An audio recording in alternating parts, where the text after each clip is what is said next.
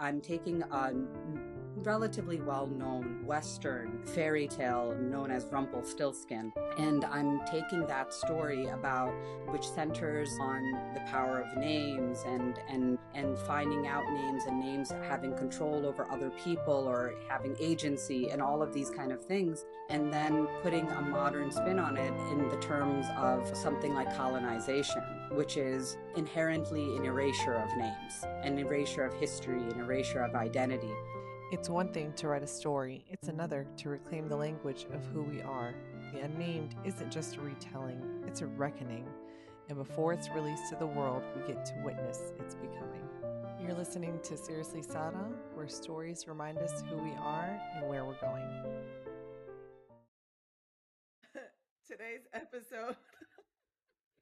See, it's already started. Welcome to Seriously Sara. Today's episode is about stories, names, and quiet revolutions that happen when we dare to name what was once erased. Today I have with me author Masood, who is an old friend. And see, we're talking about names, and I went Seriously Sara, but really it's Seriously Sara. And I always sit there. And when somebody's like, what's your name? And I'm like, Sara. And they're like, no, but what does your family call you? I'm like, so many things. Right. But this is my friend Mona. I'm so proud of Mona and her endeavor, and I'm so excited about her book, The Unnamed, that's coming out on January 8th. And thank you for joining us for this conversation, Mona.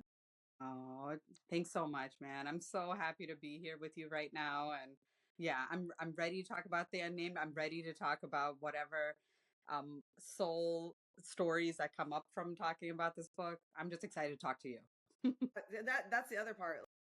Mona and I have known each other for so long, and she's a friend that we may not talk for a long time, but the moment it picks up, it doesn't feel like there has been any time between us, alhamdulillah. So it's a beautiful thing. And I'm gonna disclaimer you guys, it's a hot beverage / tea, chai, coffee, whatever you need. Yep. Chat. Fireside chat about books. And this is who we are. This is who we always have been. Yes, yes, exactly. So first off, tell me about, where did the Unnamed begin? Was it a character? Was it a feeling? Was it a question? Yeah, man. It's a good question. I'm trying not to go too far back, because that's how we roll. It's like, let me tell Yeah. you when I was born. But but basically, I mean, I've been an avid reader of fantasy for like I think all my life, like ever since I started really reading fiction. And so and then I was a reader, and then at some point I started, like, theorizing about the books I would read. I'm like, oh, what happens if this happened instead, or oh, if they did a Hmm. spin-off, this would be cool, and things like that. And then eventually I was like, well, these ideas are really, they have something to them, and I had to like Hmm. really, and I would think I actually want to read books that have my ideas, and they would be cool stories, and so I would just start like dabbling and writing and things like that. And I'm talking about like back even more seriously, like in college. And then, I mean, then medical school hit and residency hit, and it was just not possible anymore to really write like that. And then now that I'm kind of actually established in my career. I'm a psychiatrist. And now that I'm established there, I was able to kind of get back into writing again, which has been an amazing blessing. But more specifically, I've been I've been thinking a lot about storytelling, and about like how important that is when we're trying to grow as people, and as when we're trying to have communication. We do, human beings communicate so well with metaphor and with stories, actually. Like, we always say, imagine if, or whatever. And so I started thinking about, well, what kind of story do I really want to tell about, 3 years ago? And if I was really not just going to dabble, but actually finish this thought in my head. And the story that I wanted to tell was something that is familiar, but also something that is new. And that's how I actually talk a lot of times with my patients. So this came from my background in psychiatry, where I take a part of what they already know and what is their lived experience. And then I add a twist to it so they can imagine what would come after this, so they're not just repeating the same story over. Yeah, and so that happened about a few. So that's how I came to why I want to tell this story. And what this story basically is, when I mean I'm taking something from the old and taking something from the new, is that I'm taking a relatively well-known Western fairy tale known as Rumpelstiltskin, and I'm taking that story about, which centers on the power of names and finding out names, and names having control over other people or having agency and all of these kind of things, and then putting a modern spin on it in the terms of something like colonization, which is inherently an erasure of names, an erasure of history, an erasure of identity. So, what would Rumpelstiltskin look like in the context of a world that, tries to intentionally erase names? And so that's where it started from, and it's been, I've been working on it for the past 2 years, and it's now finally ready to be put out into the world. Oh, that's so exciting. When you brought up Rumpelstiltskin, and Yeah. you've touched on this, Yeah. like Rumpelstiltskin, he was, the bad guy in the story, Yeah. and that brought to mind the idea of how sometimes the theoretical bad guy is really of who documented who the bad guy was. Exactly. And I just thought that was so interesting. And I've been like fangirling of like Rumpelstiltskin, like what? What if like what the unnamed, that when you told me the idea, I was just like, that's amazing. And it's slightly like, in what world would that be, and how you, and I love how you tied it to colonization and the power of names, and how for all, and we just, I made the joke about it with Sarah versus Sara, and it Yeah. seems like such a minor detail, but it's a reality of, I think who made the joke? I think Hassan Minhaj made the joke of, if you can say Timothy Chalamet, you can say Hassan Minhaj, and Yes. I it's, remember that joke. Yep. I know, and it's like, well, the idea of, we own our story, we own our names. They are part of our story. So what happens when they get erased, and then what can, Yeah. and then delve into the wonderful fantasy world that goes into it. So Yeah. now I want to draw the quick connection between fantasy world building and real world themes. So how does the story reflect systemic inequity? See, I can talk.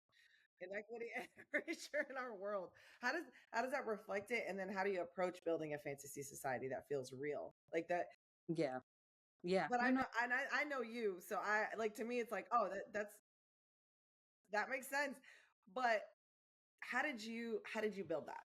Yeah, man. No, that's excellent. The reason that I've always, I think, been drawn to fantasy as a reader is the same reason I want to write it, because fantasy allows us a degree of separation from our lived experiences in just the right amount, because it allows us to see and like see what is we're actually going through, but without the all the other baggage that comes with it, like the decision making baggage, like I have to now do something about this, or I have to know something about this. It comes more with like I can just passively absorb and observe, other people navigating something. And when we and I guess for me, speculative fiction allows us to draw like mirrors to our own society. It's enough that is ours, and enough that is different, that in between allows us to learn something. When we're too much in our own lives, we can't see the forest for the trees. We're kind of, we're lost in the actual real time consequences of our lived experiences.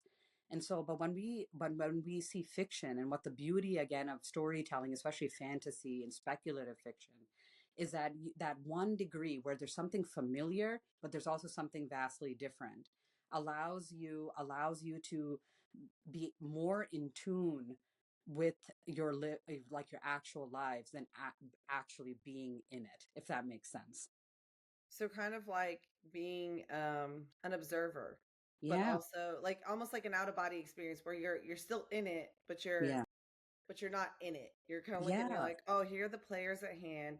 Here's how the consequences line up. That's really cool. I think that's really interesting that it's and how you use that in your practice as well. The fact that it's like here's we can walk around this. Let's take a look at it. And I think I've heard it as Yeah.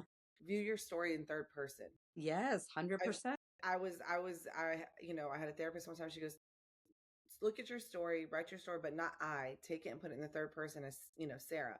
You And then got it. walking through that is like, oh, okay, I understand her a little bit better versus being in her. And it's the You idea of got it. feeling versus being. And Love it. so Love it. I love Yeah. that. That's really cool. Yeah, man. I think that that is just how human beings learn well.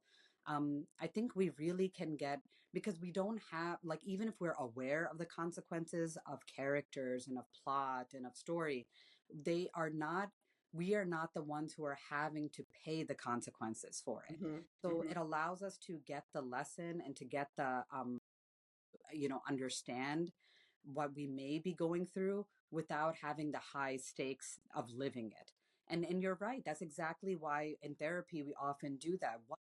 Like that's a great example, like walk Hmm. around, say, instead of saying I, say your name and put it in third Hmm. person. Hmm. And and oftentimes we also say, like, if this was a friend going through it, what would you tell Hmm. this friend, right? Yep. And so Yep. that's a very common therapeutic kind of reframing too.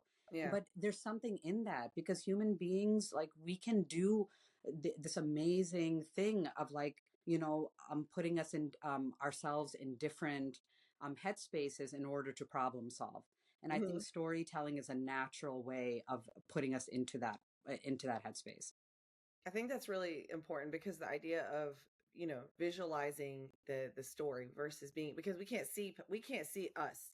You can't see what your face looks like when you're dealing with something, unless you're looking at yourself while you're recording.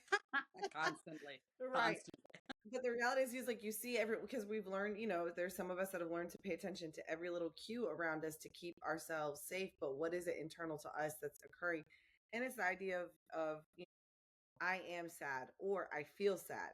And Yeah, those are two very different, experiences because you're not it's an it's a feeling and the feelings pass, but rather than identifying you as got that.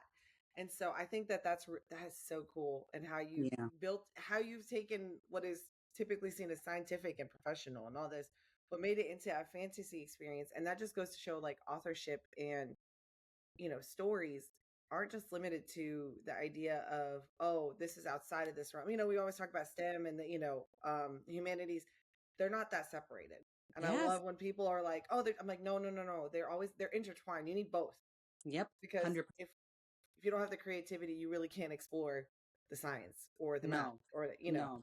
If we never tried to be in a theoretical realm, in a Hmm. speculative realm, we actually Hmm. would never then want to explore the possibility of it, Exactly. scientifically. So yeah, I completely agree. We're Venn diagrams. We're not so compartmentalized. No, we're not. And I'm one of those people that takes science fiction very seriously because there was like, it's science fiction. I'm like, no, no, no. No, no. I work in science.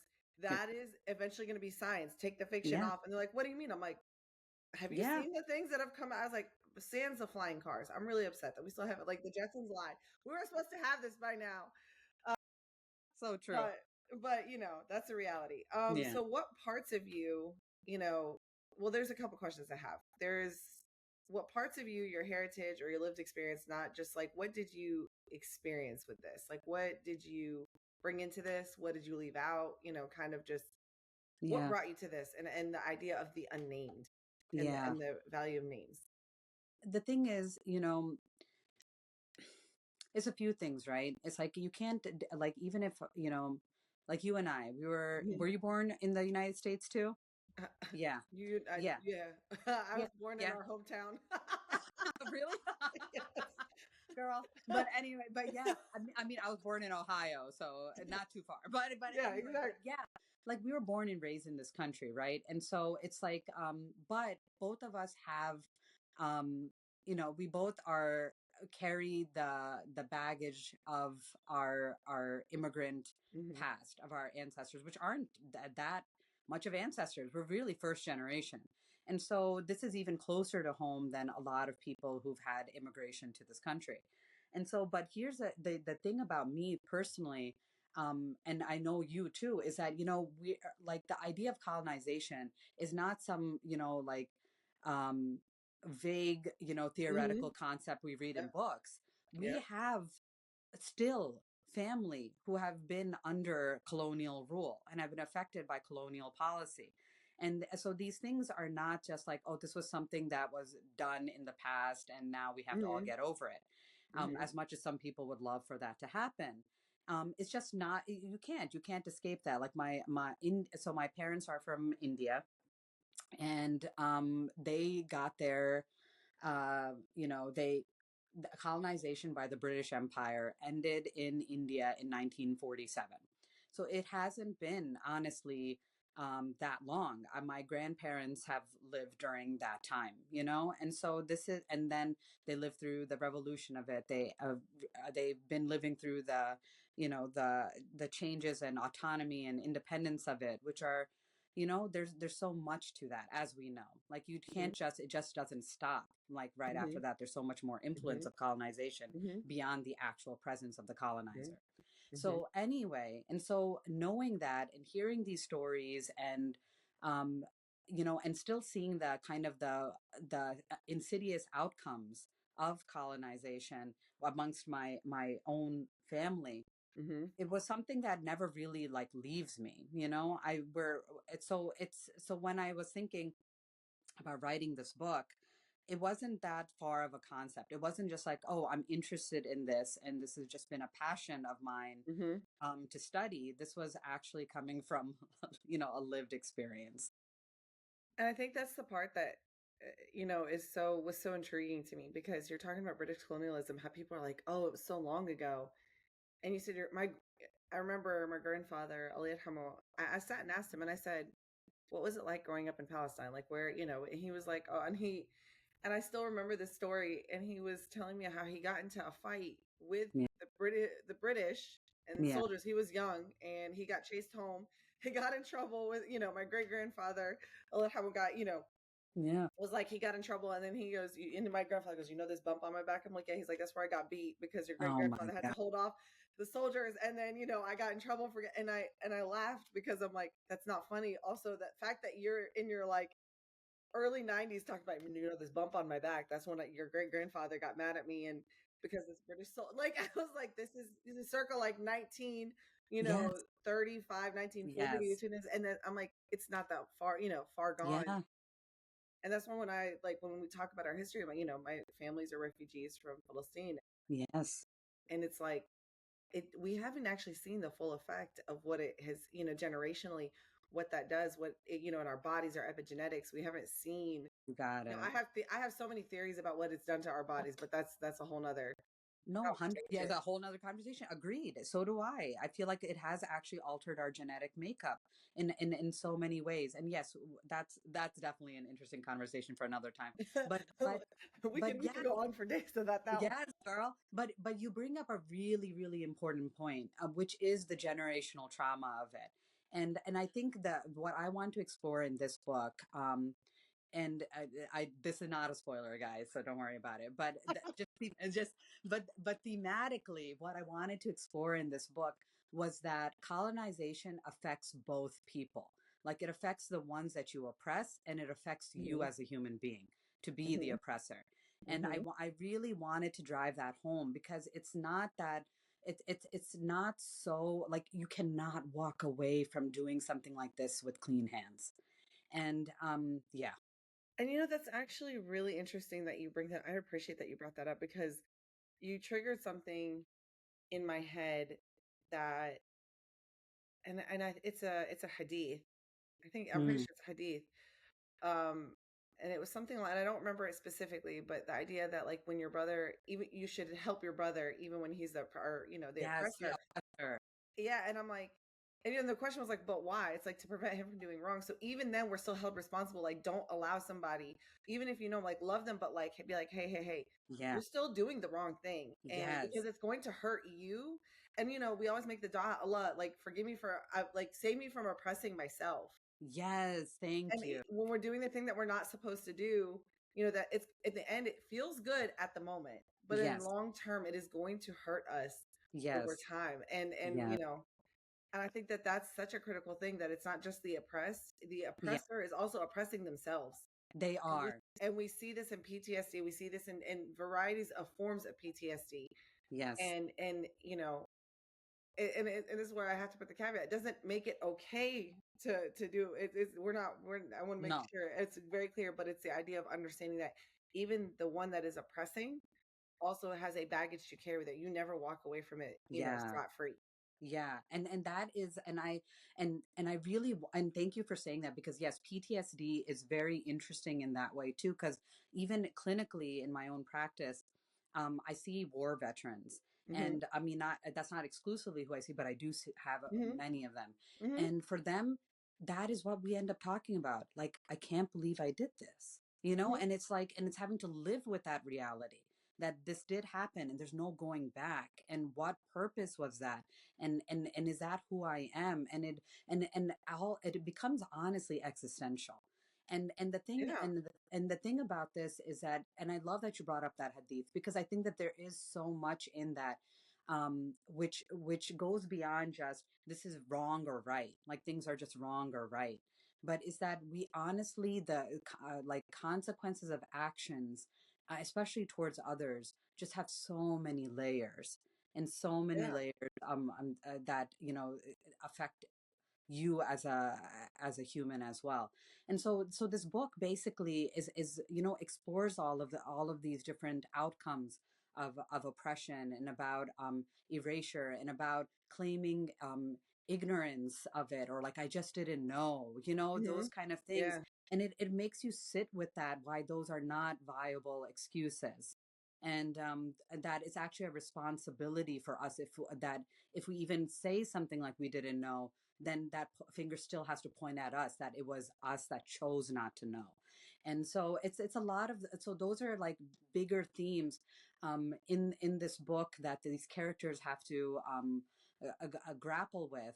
And I think that like for me, it was like I wanted those themes to be front and center, but I also wanted this this book not just to be like, a book on, just like a self-help book, or like this is how you deal with, your these big crises. I really wanted it to be a compelling story, and I hope and I really pray that it was one where, there's those themes, but there's also, like lighter themes, because I mean, Sarah, this, you and I, we joke a lot. We have our dark humor, we have our light humor, we have our very immature humor. We have all of it. All of it. It's a full package, It's a man. full package, man. But alhamdulillah, but that's what I think, human beings, we all have those things. And I want to Hmm. make sure this a very human book.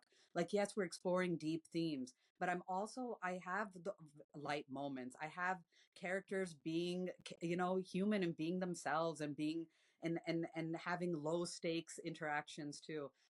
I have love, I have friendships, I have the meaning of grief and family. So there's a lot of things that um, are in this book, besides just like, um, these ideas that, we're broken and we need fixing. I love that. And you brought this up. I did read in your kind of the summary of the book, there's this Mm. enemies to lovers Yeah, yeah, situation, yeah. such a beloved trope. And it's funny because we've seen stories like that growing up. There were people that we know. I'm not calling them out, but we all made fun of them. Yeah.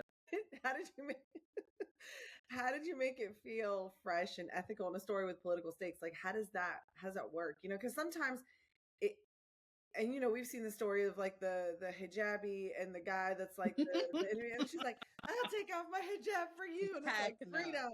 And I knew that that's definitely not going to be a Mona Masood situation. However, how did you balance that, and then what drove you to what created that space? I guess I don't even Sure. want to know that, like the whole, because we talked about no spoilers. So like, what drove you to that trope, and then like how did you do that? That's so cool. Yeah, thanks. It's I want you guys to read it to see how it happens. how it actually develops, because I think that was one of the hardest things to write, but also the easiest. It's very hard to explain, but I knew where I was going with it. But the steps that got them there was, was had to be super intentional, and I really needed it to be like this. It feels like realistic, meaning in a fantasy world realistic, but but regardless, meaning like in their world it makes sense. They're still having human emotion, there's still grappling, and it's a growth journey. It doesn't happen easy. That's why I'm like, it's enemies to lovers, but it's slow burn. And so like, Girl. yeah, girl, it's good. It's they take their time. They grapple with a lot of things before they can even get to that point. But at the same time, I really, my intention, without giving away spoilers, was basically that my I needed my characters to be authentic to, to their, to who they were. Like I didn't want this like false, like, flight into like this big change and things like that, Mhm. and all of a sudden, like, there's this very clear answer. I really wanted them to grapple with who they are, what they believe. Is there somewhere in between? How can love present in situations where there's just so much, it feels impossible, like, like Mhm. I wanted to talk about like all these things, and I really am trying, as you can tell, not to give away anything. but but He's like, but yeah, okay, I can't say that. I'm not gonna say this. I'm gonna but what can I say? no, But but I it's, think that's yeah, important. Like how you framed it, and you touched on something that it's a slow burn and it's a development of a character, because nothing really. And I was gonna make a joke when you finish and tell you that most of the time those classic, the trope of like, and it's the guy and then he kind of shifts so that he can get. I'm usually the one that's watching him. I'm like, he's not telling the truth. He's lying yes, to you. I would have sat there and be like, Mona, I don't believe that that this is actually going to happen, because I feel like there's a game being played and somebody's yeah, being manipulated. And so I'm glad that you you covered that, like it's a slow burn and it's a process, rather yeah. than the Disney version of, No, oh, heck no, no. I I know. And it's interesting because, when I was in the process of like, talking to people and publishing about this mhm, and pitching my book and all this stuff, it was like, for like definitely some got it. Like they totally understood, and that was great. And then but some people, like, for them, they already came in with their like boxed in ideas of mhm, how these tropes are. And so then so that's what they wanted. And they were just like, but I need the banter, and there is banter in here, but it's not like that's what's holding them together, like, which is strange and not realistic at all. But it's like, they like they really they wanted, they're like, oh, people read to escape, and I'm like, yeah, but I need people to be in the middle. I don't want them to escape fully, and I don't want them to be in their lived experiences fully. I need them to be on that tightrope for them to enjoy love this that. book. I Yeah, love that. yeah. Like I said, I'm already like a fangirl now. I'm like, what? Oh I my need god. y'all to know, when I saw that she was releasing this book, and then because at first I was like, who is this adding me on Instagram? I don't know. Oh, I know this. I'm like, I know who this is. Then I was reading and I was like, Yeah, girl. I'm so excited about it. And then you just talking about that, the fact that you don't want anybody to completely suspend reality, but you also don't want them to be living completely. It's that fine line. I think that's the coolest thing, because that's Yeah. when you really start to assess yourself. And like you said, humans Yes. learn with storytelling, and that's Mm. how, like, again, to draw the idea of a parable, whether it's in the Bible, whether it's in the Quran, whether it's in the Torah, like there's parables to teach you, because you're going to look and be like, oh, okay, I can pull all these things one day and then come to it another day and be like, but I learned something different today. Today it's Exactly. filtering different based on the parameters in the data. See, I'm going to go into like what I do for a living. Data, Yeah. the Yeah. data present is different, and it shifts my perspective on this thing, and I can apply it to here, here, here, and here. Yeah. I think that's so cool, and the fact Thanks. that you've captured it in this story about Rumpelstiltskin is just love it. So, No. So what just did to you? give you, sorry, Yeah, go tell ahead. me. No, no, go ahead, go ahead. Just to give everyone a basic idea, we're talking about the story, but I want to tell you a little bit more, not necessarily like we're talking peripheral about the story and its themes and things like that, but the official like blurb and cover and stuff will be out in November, inshallah, which I'm really Yes. excited about, which will give Yep. you more about the plot itself. And so and we'll actually tell you the characters and what they're having to do and what the dilemma is and all of that.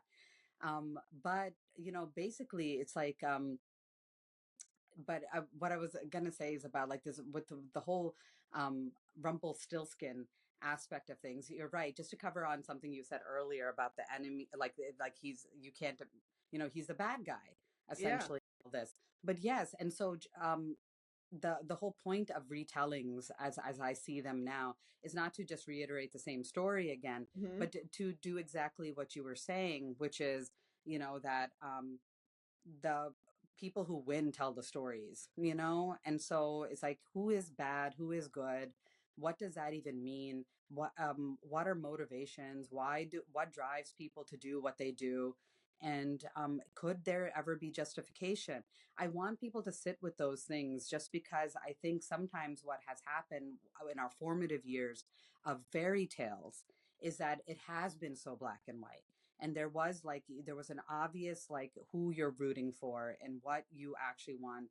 And over here, like one of the my other tropes in this book, besides this being a retelling or being enemies to lovers or slow burn, is that I have what is commonly referred to in tropes as morally gray characters. That. And the reason it's not it's the morally gray there is really because the reader is the one who is forced to decide, you know, what is good and what is bad. And we're going to be given all the different things to contemplate, but that's a reader's job, not the writer's job. That's funny because that was one of my follow-up questions is what is your relationship like with morally gray characters? 'Cause that Awesome. you touched on it, which is and it's the idea that it's I love that you said it's the reader's job, not the author's job. And it goes into the idea of, when we talk about retellings, there's always been like fan fiction in different Yes. spaces about different stories, whether it's Yes. Peter Pan and Hook, and you're like, Yes. Yes, I know. Hook could have been the good guy? Right, right. Like, Or Wicked is a very common one that yeah. people know about. Yeah. Yeah. And so it's like we have these ideas, and I think what you captured was we usually don't see this specific tale, this specific Yeah. fairy tale. And you're talking about the more I love that it's you're going to create book clubs with a lot of discussion, but that's the point of That books. is They're not supposed to give us all the answers. They're supposed to present us with all the information, and then it's left. I love books that like you don't sit there and you're like, oh, okay, it's done. With Harry Potter, we went through all the books, and at the yeah. end, I'm like, was Snape really a bad guy? Like, Yeah. Yeah. was Severus Snape really like the worst? I don't know. Like, Yeah. maybe what were his choices the best? Maybe not. But like, what was his actual? Yes. I'm It so makes it much excited. more compelling, but it also Yeah. like we can't help it. The reason we're even um contemplating these people is there's something Hmm. relatable about them to us. Yes. Oh, because Yes. we've all made decisions where we've also questioned, was that the best thing? Or what purpose did it have? Or did I do that out of jealousy? Like I'm using Snape, of course, you know, or did I do that because I actually believed in the in the Death Eaters, you know? Like, you Right. know, like we like are all our decisions always made because of like actual belief systems or because of emotions that we're feeling at the moment or because we're too afraid to challenge the system. So we Hmm. have a lot of things. And so yeah, I love in fantasy, I love morally gray characters such as Snape. He was one of the first ones I remember really spending a lot of time thinking about. I mean, we had great Harry Potter Yeah, gatherings, discussions. Yeah. and so my question now is, what did you love most about your main characters? Like, what did they teach each other, and what brought you to develop your main characters? Yeah.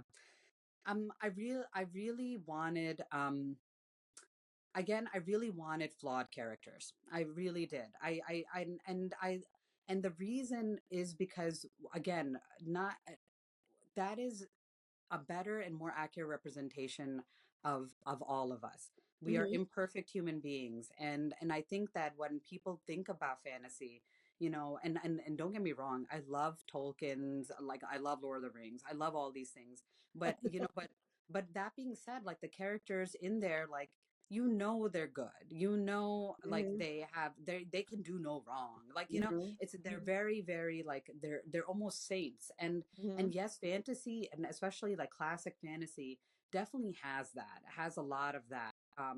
But for me, what I like about more conscientious fantasy, which is coming out more and more now. There's some great books out there. Is that these the protagonists and the main characters and the antagonists and all these things, they're all very blurred in a good, thoughtful way. Like they're severely flawed. They have growth journeys. Some things get resolved. Some things stay as continued problems they'll have on to the future that we can't see. And I just think that allows stories and lessons and themes to be actually memorable. So when we're closing that book, they're staying with us, but they're also their interpretations, their mistakes, their growth is also staying with us. That. And so, Yeah. and then you discuss in your blurb that I saw, the initial one, you talk about Yeah. found family. What does Yeah. that mean in the story? Because I think a lot of us, as we grow older, we have our blood family, but we've found a lot of people as found family. What is Yeah. how did that translate in your work? Oh man, because it's just so real. I want people to and then this happens in a lot and again in my field in Hmm. psychiatry when I'm talking to patients about support Hmm. systems and things like Hmm. that. Um we've had to talk and have very serious discussions about you know s- who we actually consider being supportive in our lives. And a lot of my patients have to come to the conclusions that sometimes it's not family by blood, but it's by people that they've intentionally carved out relationships with, people they've chosen and Hmm. to be in like a part of their support system. And it's really to me it was an important concept once again in this bigger world where it's about these protagonists having to make choice. That's actually their growth journey, going from what they know and just doing things because that's always what was taught to them.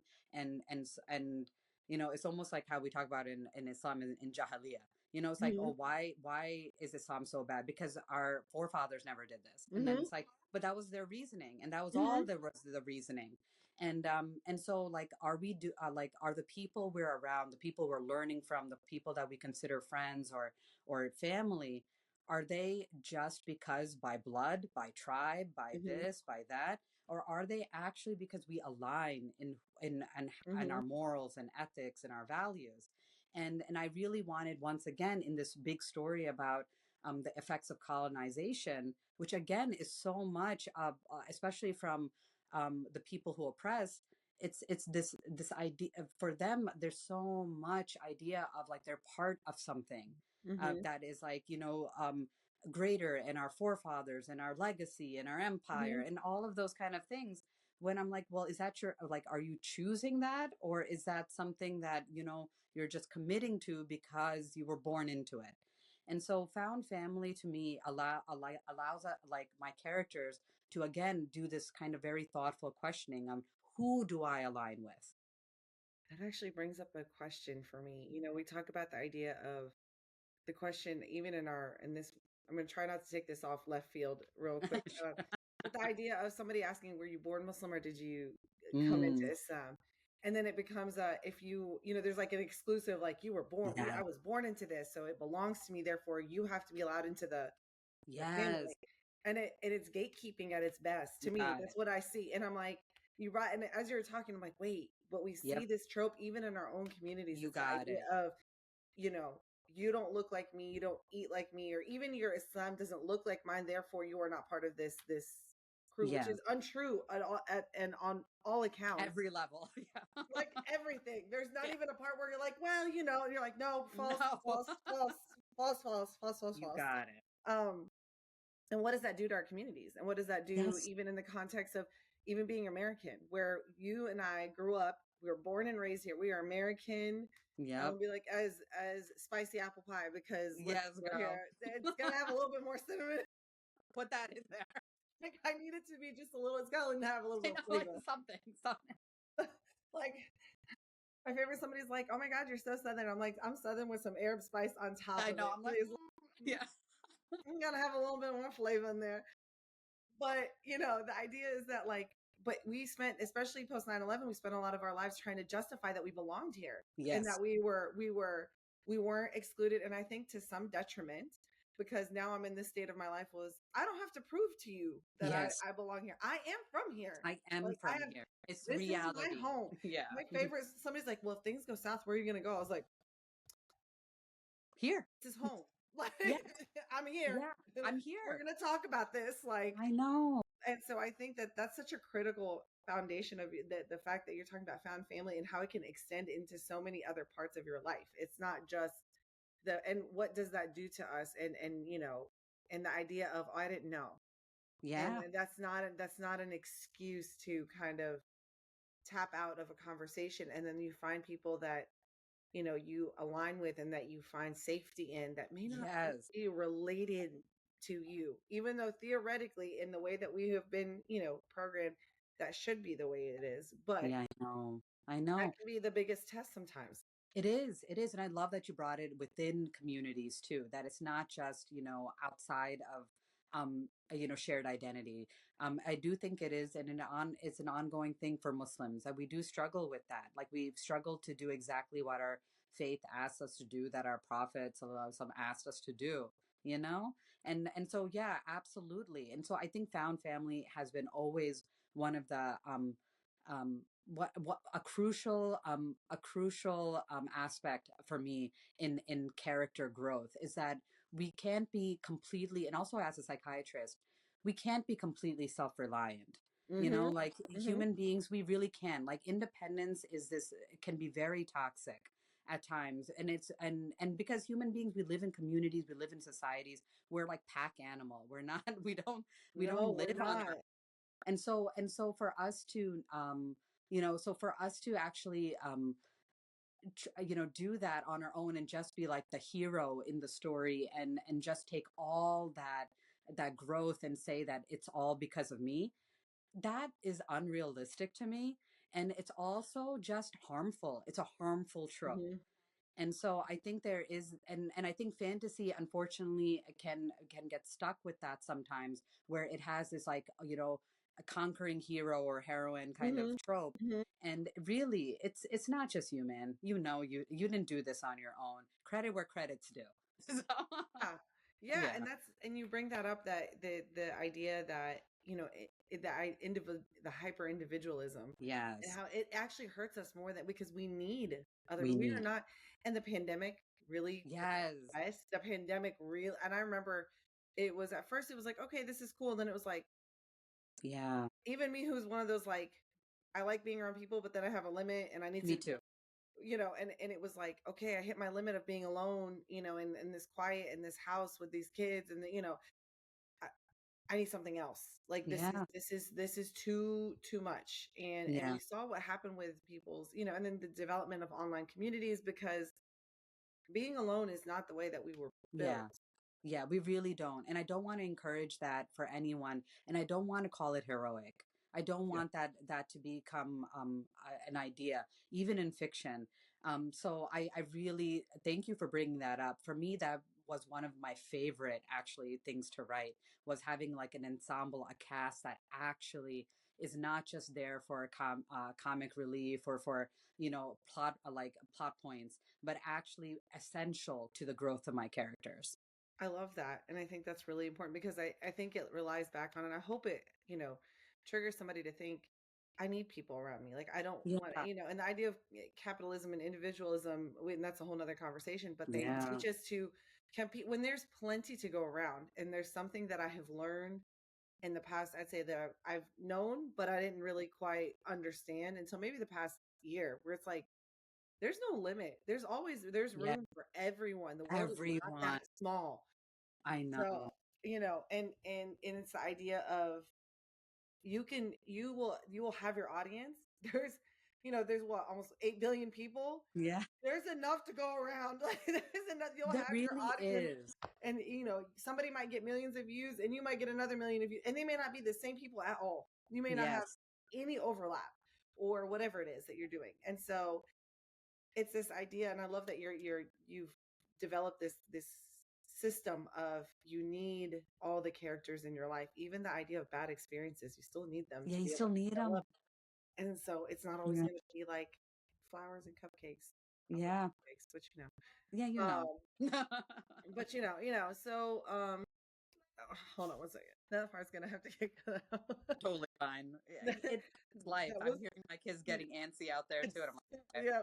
Um, um, it was a whole discussion about the iPad and who, and who could play what, and I want to turn, and mommy said, um, oh my okay. gosh, now I have to send him a message to share it. All right, Share good. the So iPad. we're We're good, girl. This is I love this this. this is real too. I know it is, and I might not even cut it out because honestly, that was I just muted it this time. Oh my So gosh. the reality is, Yeah. again, found family, real family, kids, life. It's not Yeah. exclusive. It's not And exclusive. so then my question for you, now to shift away just about you as an author, like, we talk about you are a psychiatrist. I work in science, and a lot of times the idea is we have no interest in the humanities, blah, blah, blah. I'm like, no, I actually, and I always make the joke. I'm like, I did science because I wanted a job and I actually find it cool. I think that science, like, I love that part of me, but I also am like, but I like baking really cool things and I Yeah. like writing things and I like doing this podcast and having these discussions about history and politics and things like that. Yeah. So, what surprised you the most as a writer during this process? Because I want to have this conversation and just to preempt it, because Hmm. I want to encourage young people that you don't have to pick a lane and that's Yeah. all you're going to do. Because I think we kind of came up in that realm of like, I am the I know. profession. And this is instead of this is a profession to provide me a means to I'm survive and to live, but I'm beyond that. That is not my defining factor. Yeah, girl. This is a great question. It was interesting because I was talking to some medical students last year about this exact thing. They were on the cusp of graduation. And I really like that was basically what my speech was about. There was like this social experiment, which you'll appreciate from data perspective, and I appreciate from the psychiatric perspective. But basically, there was a social experiment that was done in across like I will admit, it was mainly European countries Hmm. and then America. Hmm. This would have been very interesting if it was more diverse, regardless. So, this social experiment, the person who was doing it was asking a simple question, and which was that, tell me about yourself. It was very open ended. Okay. And in the European countries, they were like, oh, I like, was a majority of how people started how to Hmm. identify themselves. Hmm. And Hmm. so, tell me about yourself. I like snowboarding. I like this. I like that. I like walks on the beach. It was interesting. And then he went to like Americans, and he's like, "Tell me about yourself. I'm a lawyer. I'm a doctor. I'm a this. I'm a that." And it was interesting. It was very interesting because it goes to what you were just saying, that we use this "I am" statement a lot to describe things about us that are actually not your identity, but we don't even realize when we actually made it our identities Hmm. because again capitalism. But it's very much about what I see in that statement. I am a doctor, I am a data analyst, I am a Hmm. researcher, all these things, is that we are talking about what we contribute to the system, and to like that's actually what we're saying, rather than Yes. yeah. And then rather than saying that here I am as a human being, I'm a Muslim,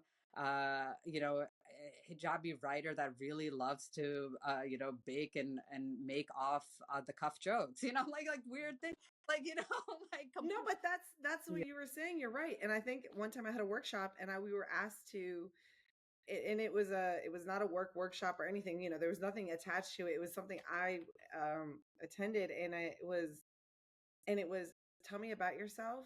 Yeah. Like, but don't use any of your identifiers. I don't want to hear about your job or anything. And I was like, So I know all of a sudden we're like and alarmed.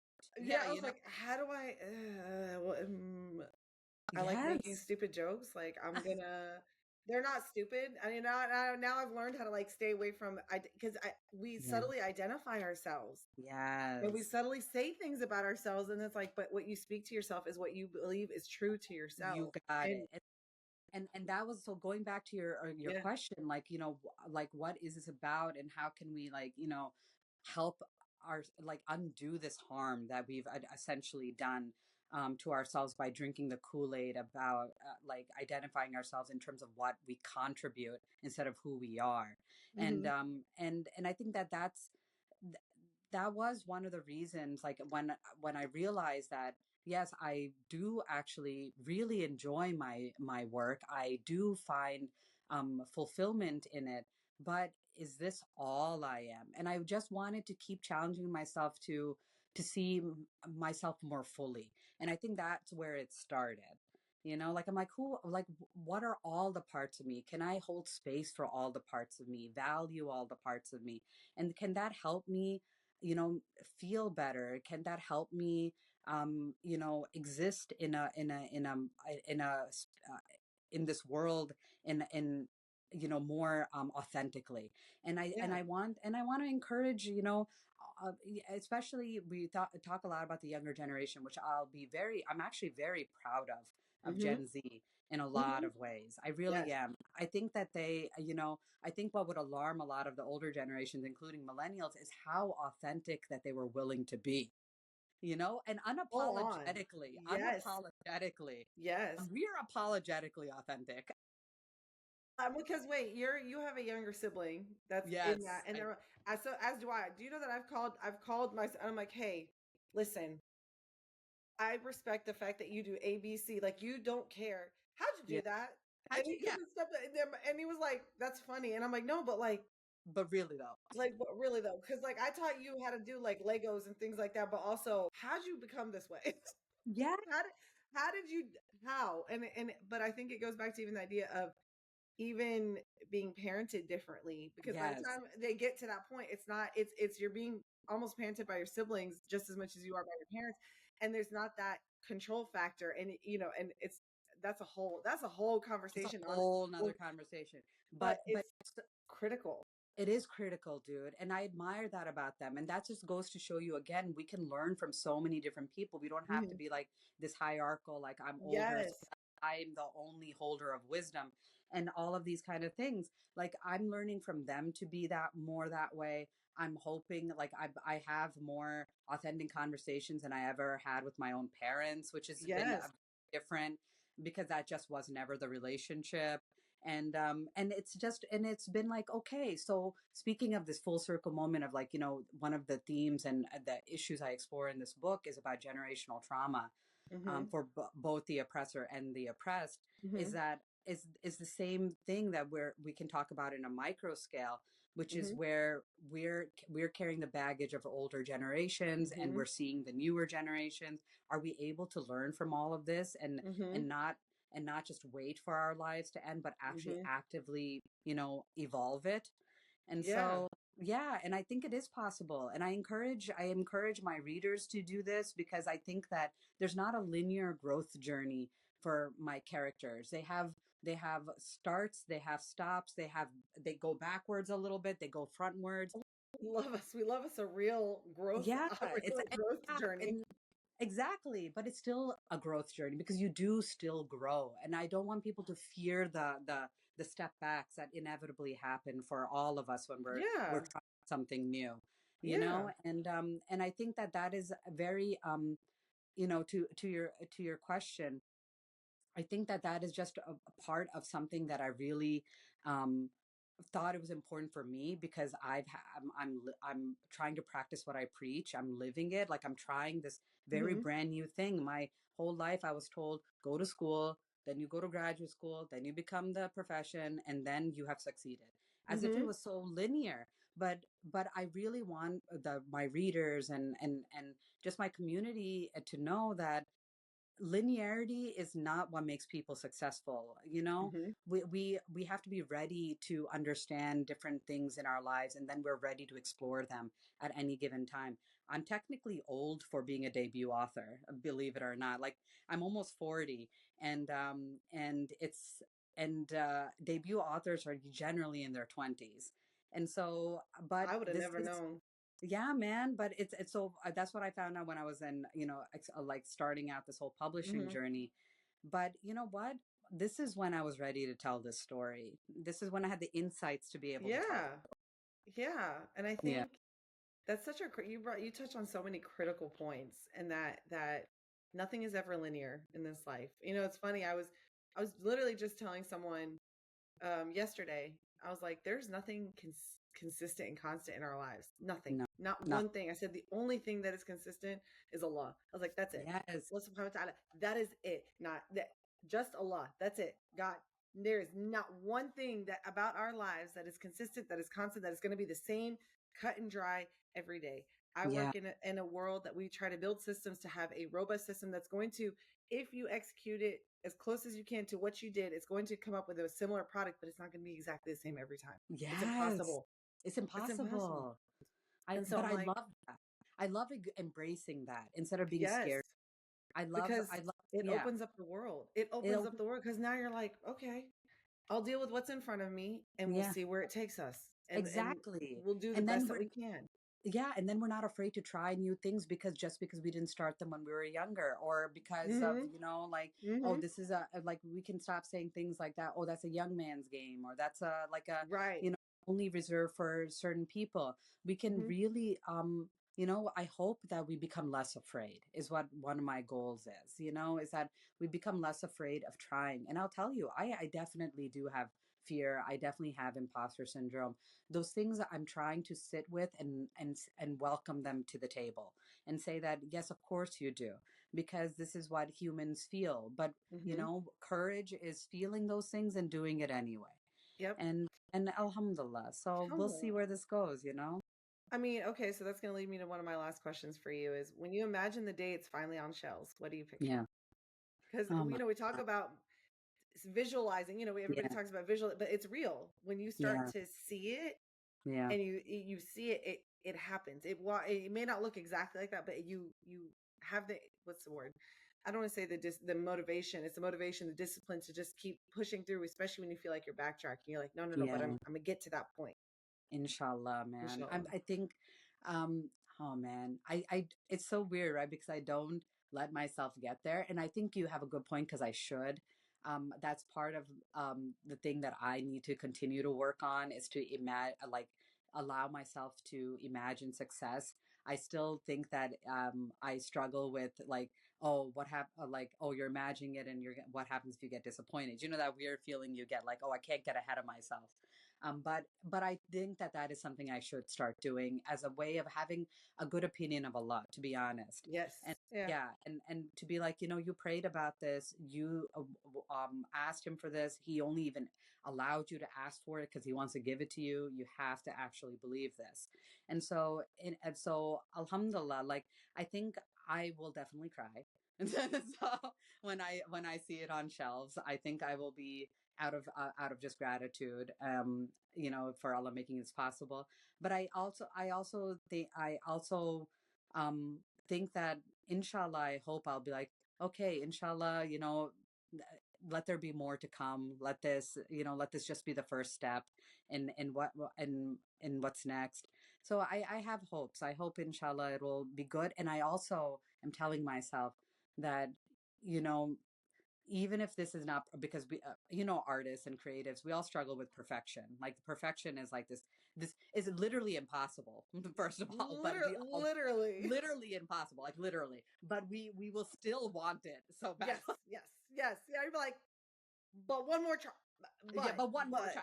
yeah, And but yeah, try again. so I'm going to allow myself to be like, is this exactly like, could this have been better? Sure, but what's stopping me from continuing to write things and then continue to build a craft and not be so scared of not Mm-hmm. producing exactly what I wanted with this one? So inshallah. Inshallah, and and I wanted to ask you about there's something that said there's a duology. So Yes. this is this. So what can you share about book two? Sure, sure, sure, sure. I Keep really people wish interested. yeah, like, I really wish the blurb was out because we could actually use character names and things like that. But next month, inshallah. Like, I'm Inshallah. just like waiting for the cover and the blurb and all of this so I can speak about it. But regardless, so this is a two-part book, Mm-hmm. and what I can tell about it is that this one is in one of the main characters' point of view, and then the second book will be the other character's point of Oh, view. Yeah. sorry, So I'm getting like hyper. yeah.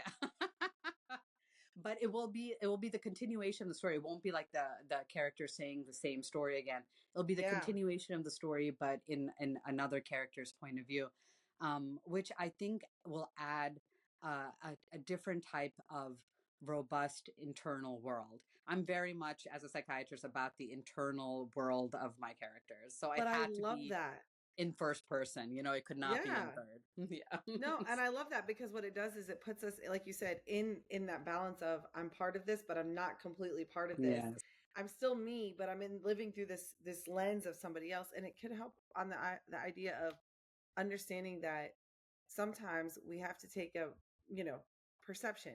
Yeah. I built a whole training on risk management, and I was like, perception is everybody's reality. So we have to build, if we're doing risk management for an issue, you bring Yeah. in as many people as you can because you need to see the filters that everybody has applied to be able Yes. to actually address what could be the possibilities that are occurring and how do we mitigate them. And Yep. so I think a lot of times we're like, well, this person, and I love when somebody comes in like, I know that they meant to hurt me. And I'm like, you don't, Yeah. because you're not You don't. inside of them. I'm like, Yeah. I bet you maybe we can explore what they were thinking. I said, it doesn't make their actions okay, but it doesn't, we're not going to neglect that their perception is part of that. And I Yeah. think that you touched on that with the idea of having the two different perspectives. It gives us a more, what's it called? I don't want to say, I wanted to say umami, like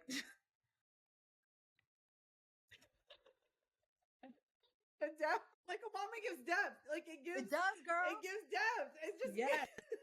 You know what? No. You know what? No, we're not getting rid of that. It gives you mommy. No, I'm no, we're keeping that because that is an accurate representation of what we're saying here. Okay? It gives depth. It gives it depth. gives depth because it makes, and Yes. it's not the same story, it's a continuation, but now you're Yes. picking it up and going, oh, let me see, oh, I didn't think Yes. that I thought this character was thinking this, but they're actually thinking like this. Yes. And then, oh wait, but now that justifies what they were doing over You here. got it. You And got oh, it. that's some So umami, that's that's delicious. a mommy, man. That's a mommy right there. That's no joke. But serious, I love it too. We're gonna use that. That's the Feel takeaway. free to take it, Put it's some fine, it's mommy in fine. whatever you're doing. But But that's the but I reality love it. of it. It is a reality, and I love that. And that's exactly what I'm hoping for. I just think it keeps making us think and think, and that's what I really want. I want us to be less afraid to think, even if it challenges how we think about Mm-hmm. things.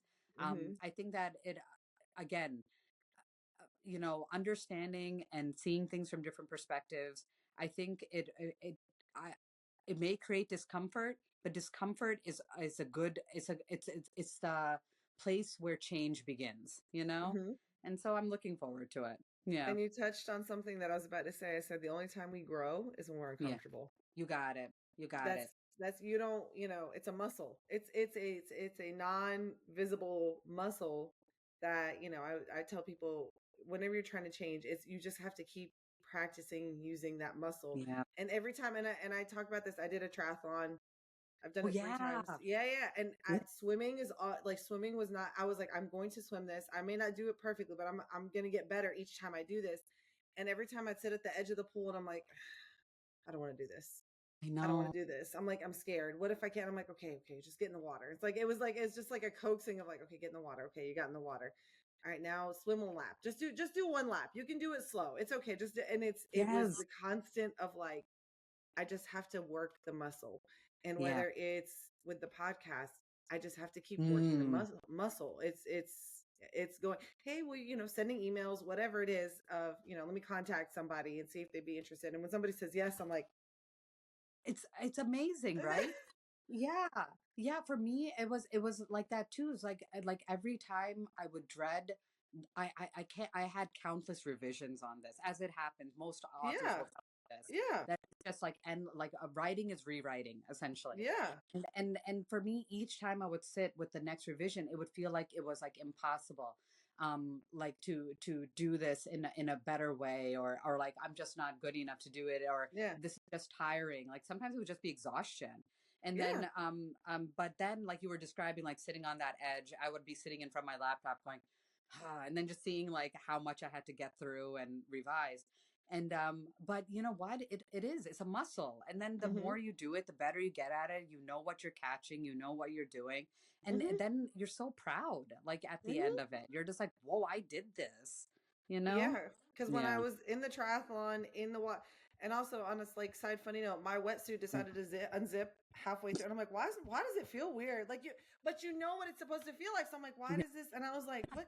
And I was like, oh my gosh, I'm gonna like I'm treading water in like an intercoastal waterway, zipping it up. But the reality was, and I, you get in your head, even like you said, the Yeah. revisions where you're like, I'm not good enough, and I was like, God, I'm doing it again. This is hard. This is this, and I'm like, I'm gonna get stuck in this water. I'm gonna Yes. have them play. But then I looked up and I was like, oh, there's the end. What? And I mean, I paused. I was like, let me check. Oh, oh, I'm Oh, here. Like, oh, okay, we're done. Like, yeah. I'm Yeah. here. Yes, yes. And that realization that, yes, I am here. Like when I just literally, not even kidding, yesterday, I was so much back and forth with my editor. And that's just the longest part of all this Yeah, actually. yeah, But it was so much back and forth with my editor. And then finally yesterday she goes, guess what? This is it. One small change left. We're done. And I was like, whoa. And but then but just like you, I'm like, it's here. It's here. Now yeah. what?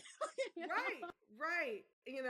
And it goes to all the different things. Like when I walked for my graduation for my master's, I remember emailing. No, you said like sometime when you were talking Yeah. about seeing the book on the shelves.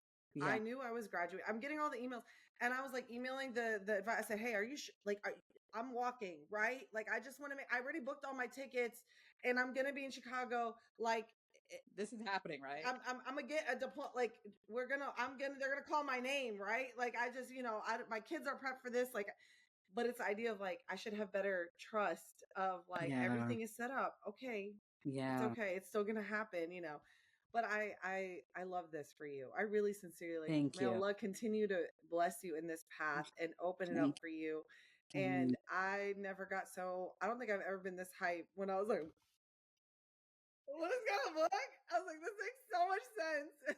Oh my gosh. Alhamdulillah. And Alhamdulillah. Thank and you. I'm Thank you. so since I can't wait till January 8th, and I Oh, cannot like I'm like I said, I'm so pumped. And if you thank ask you. anybody that knows me, I'm like, you guys, there's a book. It's coming out. It's called The Unnamed. You need to buy it. You need to Oh read it. my I God. think I think it's just gonna be like I can't wait. So I'm so now thank where can all of my few listeners, but it's okay, they're gonna grow. No. Michelle, where can they find and keep up with your work? What's Sure. the best way? So the best way for right now is my Instagram, which Mm-hmm. is where I'm keeping most of the updates. After the book actually goes for pre-order, there'll be more places to check it out. But for right now, the my Instagram is ms Masood Mm-hmm. author. Okay, So I'll keep it in the description where they can thank keep the and you, and thank we you. will have text because I know I'll be like, yeah, I heard that, and then it'll go far away Yeah, into the. no, no, I totally hear you. And then yeah, so that's where they can check it out. And right now I am actually responding to DMs. I am trying to keep up with things.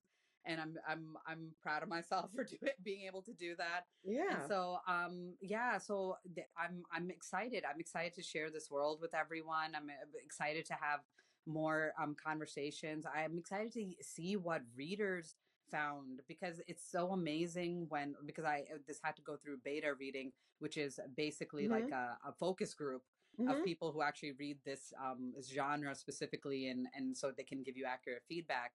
And it was so interesting, the things that people like found their favorite parts or their most interesting things or their takeaways, Okay. because I'm just like, wow, that's even I'm I didn't even think of that this, like, at the top of my mind, but people were able to get there. So it's very, so I'm excited. I'm excited about sharing and talking about this book. And I thank you so much, Sarah. Thank you so much for Thank having me you. today. Thank you for coming, Mona. I appreciate it. And Bismillah. That's all we can do. Bismillah. Bismillah. I want to thank Mona for joining me in this conversation and for trusting Seriously Sara with the story behind the unnamed. As someone who's known her for a long time, I also want to say how incredibly proud I am of her. This episode marks the first release of 2026 for the podcast, and it feels fitting to begin the year with a story that asks us to name and to think more deeply about the identity, power, and what it means to reclaim our names and to repair the histories that were forced upon us.